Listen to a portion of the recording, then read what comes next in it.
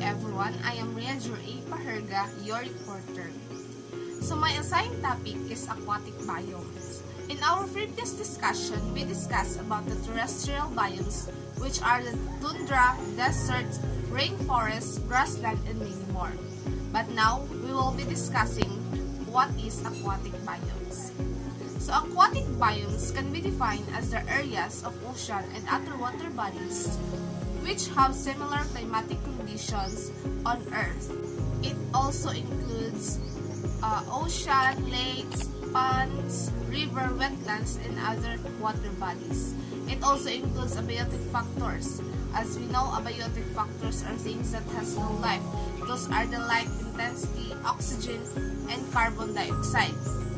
Organic and inorganic nutrients, and the third one are the abiotic factors. Those are the organisms living in many bodies of water. The phytoplanktons, zooplanktons, and aquatic weeds, fishes, aquatic invertebrates, and many creatures. Aquatic biomes are often determined by salinity and depth of the water as opposed to precipitation and temperature. Bodies of water have different level of saltiness. Like ocean, it has a high level of saltiness compared to freshwater types of water bodies. Salinity is how much salt there is in a body of water. It determines which species can survive and usability for drinking. Depth, it influences how much sunlight can penetrate and reach plants below the surface for photosynthesis. And temperature, warmer water holds less dissolved oxygen, so it can support fewer aquatic organisms. Many animals require a lot of oxygen to survive. Aquatic biomes is a habitat that can be divided into zones based on the characteristics like temperature, depth, tidal flow, and its closeness to land mass. So the characteristic of aquatic biomes is it is the largest of all biomes. It is dominated by water. Life first evolved in aquatic habitat, and it plays a major role in world's climate. Our globe consists of 71% of water, and it is dominated. Increased biological productivity provides shellfish, minerals, recreation, and transportation routes are its vital role. Aquatic biomes plays a very important role in our world because it provides food and minerals for the human consumption and for other organisms. Oceans are now route for different water transportation vehicles. Aquatic biomes has two different areas, the freshwater and marine. So freshwater, the water is fresh, meaning that there are low salt concentration, usually less than 1%. The plants and animals in the region are adjusted to the low salt content and would not be able to survive in areas of high concentration like ocean. To compare with ocean, freshwater are low in salt concentration, which is less than 1% only. And there are plants and animals that can only live in this area. We have different regions of fresh waters. We have ponds and lakes, streams and rivers, and wetlands. Ponds and lakes. Ponds and lakes are lentic water. They don't move or flow like river. Ponds are smaller than lakes.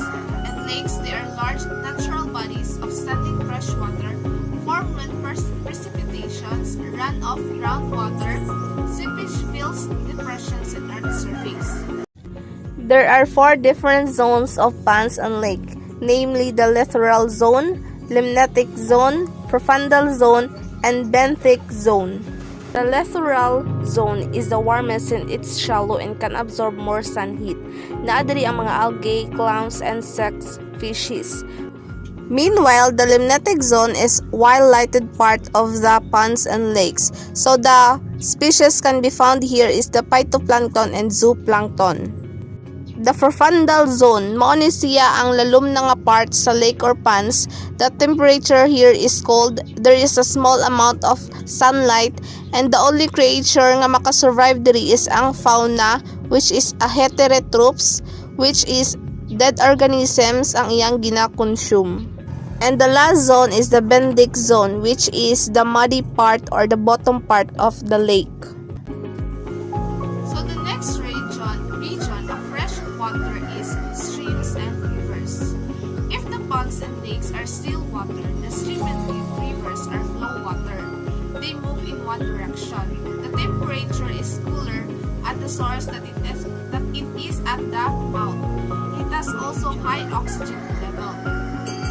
The last freshwater region is the wetlands, an area covered with water at some point in year that supports aquatic plants. Their condition favors especially adapted plants called hydrophytes. They include pond lilies, cattails, sedges, tamarack, and black spruce. Wetlands are ecosystems where the soil is mostly submerged in water. Wetlands are areas covered with standing water that supports aquatic plants. Marshes, swamps, and bogs are all considered wetlands. The swamps contains trees, bogs, and fins are pet-producing wetlands and are dominated by moss. In marsh and swamp, you will find frogs, snakes, and gators. Wetlands have a high level of species diversity.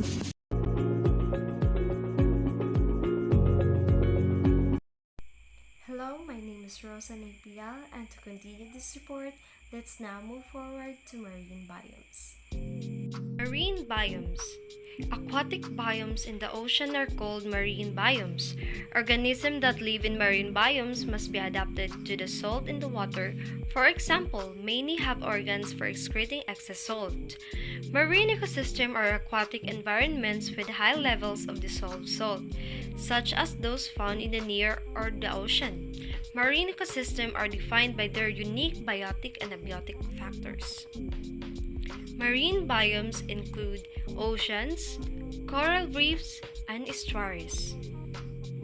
Ocean, the largest of all ecosystems.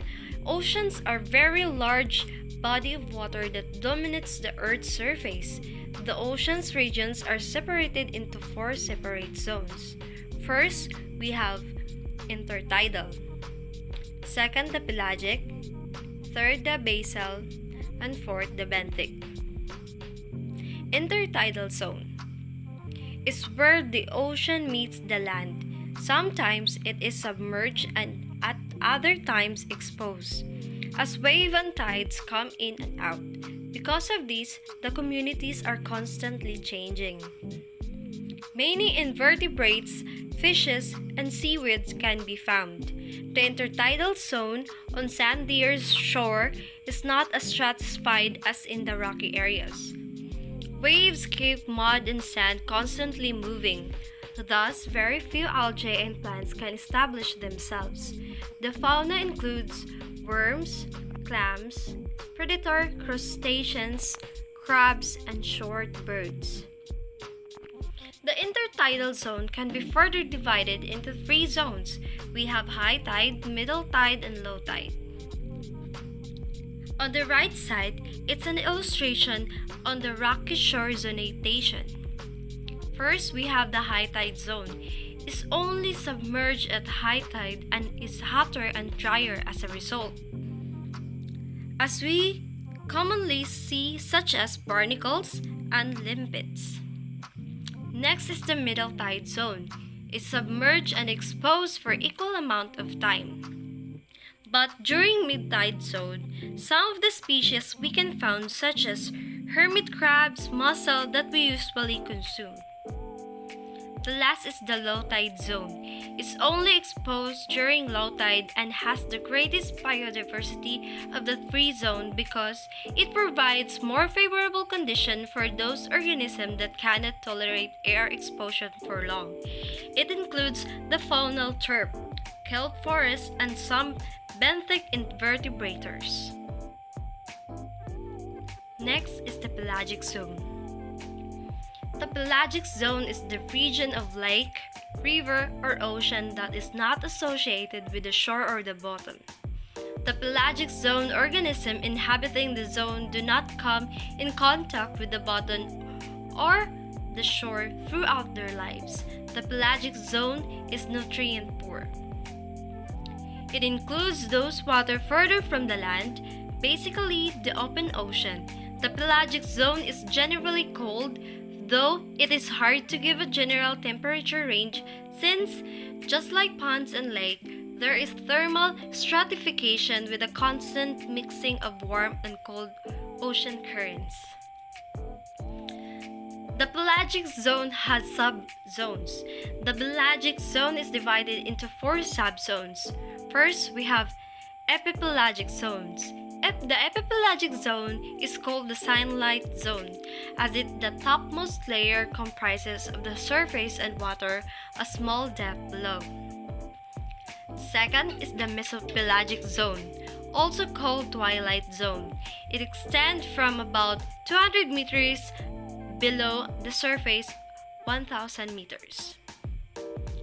Third is the bathypelagic zone, or the midnight zone. It's completely dark. No plant life exists here, and many of the organisms that live here are eat falling detritus from above subzone or prey on the other organism in this subzone. The last one is the abasopelagic zone, or the lower midnight zone. Was once thought to be bottomless, few organisms can be successfully survive in this harsh environment. Zone.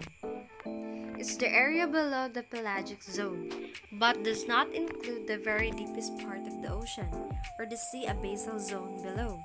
The bottom of the zone consists of sand, slit, and or dead organisms. Here's temperature decreases as depth increases towards the abyssal zone, since light cannot penetrate through the deeper water.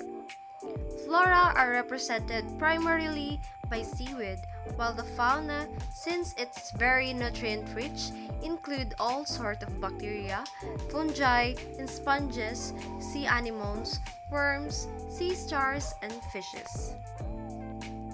The last is the abyssal zone. The deep ocean is the abyssal zone.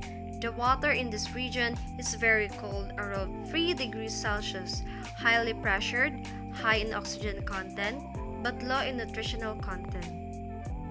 The abyssal zone, due to its depth, it is extremely demanding environment for living beings.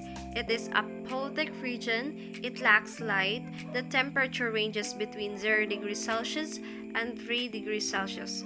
There is a shortage of nutrients, which makes it difficult for the species that inhabit it to feed and grow. And the hydrostatic pressure increases with depth. Here are some abyssal fish that survives. First, we have the anglerfish. Next is the Chlolidius dene, or the viper fish. The last one is the Sarcopharyx. Second of our marine biomes, we have coral reefs. Coral reefs are widely distributed in warm, shallow water. They can be found as a barrier along continents. Examples are the Great Barrier Reefs of Australia, Freeing Islands, and atolls. Coral is quite an interesting species since it consists of both algae or zooxanthellae and tissues of animal pulp. Here's the benefits of coral reefs ecosystem. Coral reefs protects coastlines from storms and erosion, provides jobs for local communities and other opportunities for recreation. They are also a source of food and new medicines. Over 500 million people depend on reefs for food, income, and protection. Fishing, diving, and snorkeling on the near reefs add hundreds of millions of dollars to local businesses. These ecosystems are culturally important to indigenous people around the world. But here are some threats to coral reefs ecosystem. Some threats are natural, such as diseases, predators, and storms. Other threats are caused by people, including pollution, sedimentation, unsustainable fishing practices, and climate change, which is raising ocean temperatures and causing ocean acidification. Many of these threats can stress corals, leading to coral bleaching and possible death, while other causes physical damage to this delicate ecosystem. And of the last of the marine biomes, we have estuaries, our area of freshwater streams or river merge with the ocean. In this extent, these areas are unique in terms of their salt concentration due to the mixing of the two waters. Microflora like algae and macroflora such as seaweed, marsh grasses, and mangrove trees, only in the tropics, can be found here. Estuary supports a diverse fauna including a variety of worms, oyster, crabs, and waterfalls. Facts of estuarine ecosystem. These are areas where both ocean and land contribute to a unique ecosystem. A basic feature in the instability of the estuary due to the ebb and flood of the tide. Plant and animal waste are washed away, sedimentary is shifted, and fresh and salt water are mixed. Estuaries provide a calm refuge from the open sea for millions of plants and animals.